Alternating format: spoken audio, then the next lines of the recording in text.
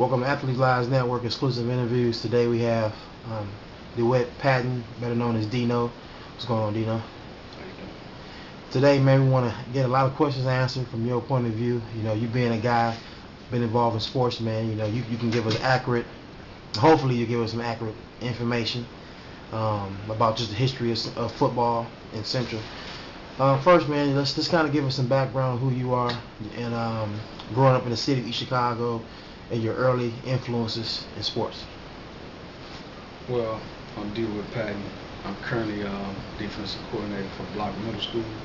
Um, I was formerly first assistant to A.J. Rodriguez at East Chicago Central. Started playing football early. Early influences included Lawrence Bradford. Started the Street League Football League back in the late 80s, early 90s. Football has been a blessing to me. We hope we can change the attitude of the city of East Chicago. We live in a basketball city. Football is going to play second fiddle, but I was blessed to actually play for a great football team back in 1991, where we went 10-1. We were ranked number 2 in the state.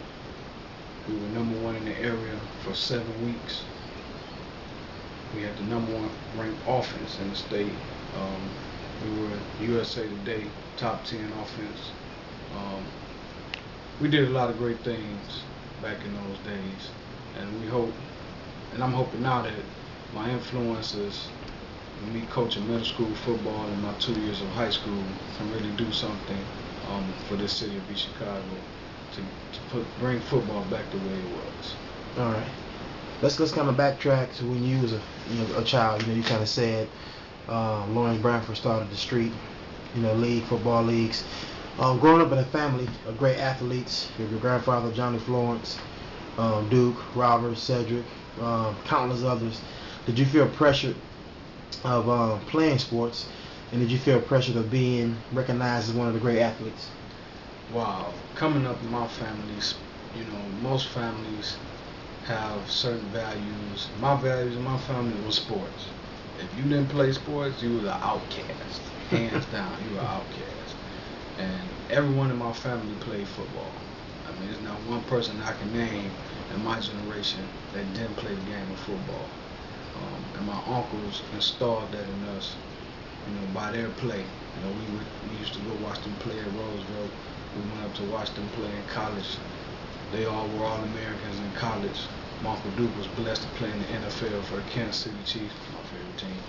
And my Uncle Robert held countless records, kickoff returns up at Northern Illinois also.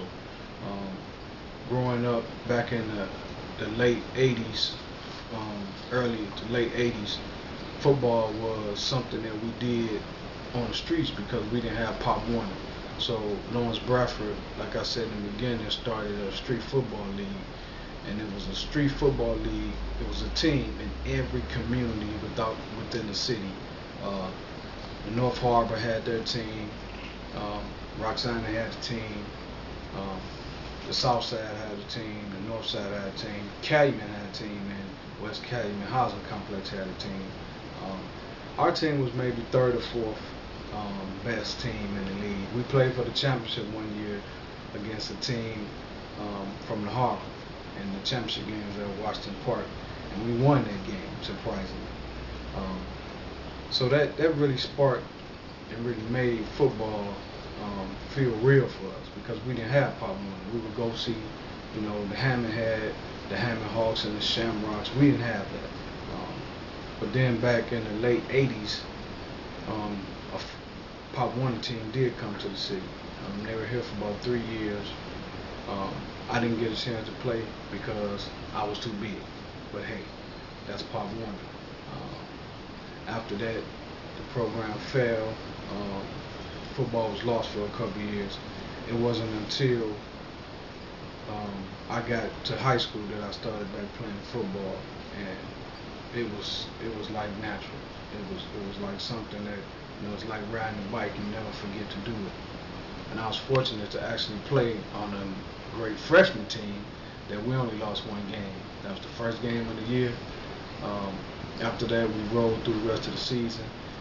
And what made us good my senior year was because 80% of those guys that played on our freshman team all stayed together all the way up to our senior year. And I think that's what made us so great.